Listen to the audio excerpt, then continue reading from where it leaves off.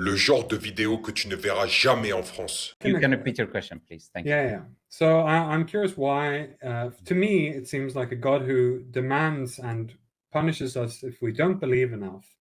He seems tyrannical. He seems like a God who sort of he just seems tyrannical, and I'm curious why you don't feel the same way. Sure, Yeah, because clearly you don't. I don't feel the same way, and I don't feel the need to justify anything.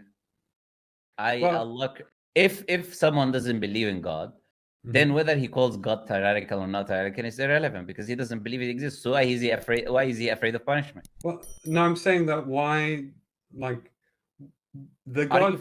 Are you fearing punishment yourself? No. Then you got nothing to worry about. No, I guarantee you there is a punishment waiting. Sure. I'm like in for the theology, like, why do we believe in a God? But like, this question to me is like, the God you're presenting to me seems like an evil God. And it seems like very petulant, very childish, very petty. He seems to care overly much about what we believe in him as over like our actions. Like, if you imagine a good parent, is believing in action or no?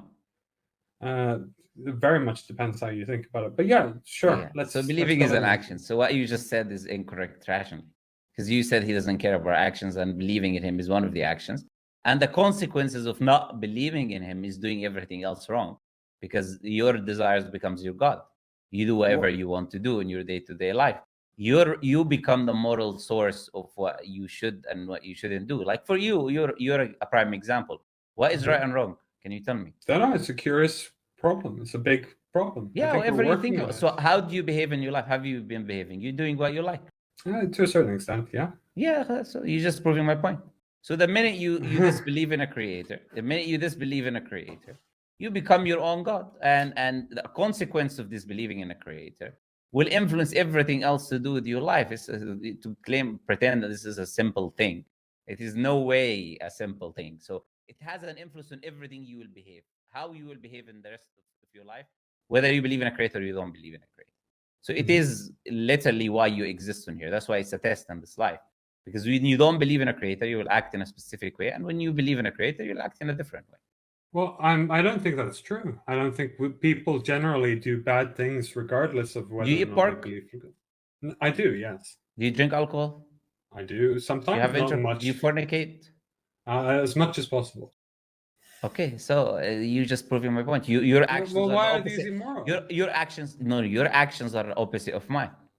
So you just said you don't believe, not believing in God will have an influence on your actions, and you're just telling me how they're having an influence on your actions. Me believing in God is having an influence on how I behave, and you not believing in God is also having an influence on how you behave. Now, I don't need to convince you that they're moral or immoral, because by definition, you need to tell me the source of morality, whether you believe in objective or not. You don't believe in God to begin with, so we will have to come back whether there is a God or there isn't a God. The reason we say these are immoral, because what determines morally right and wrong is God. Et surtout, abonnez-vous. Speaker Corner FR.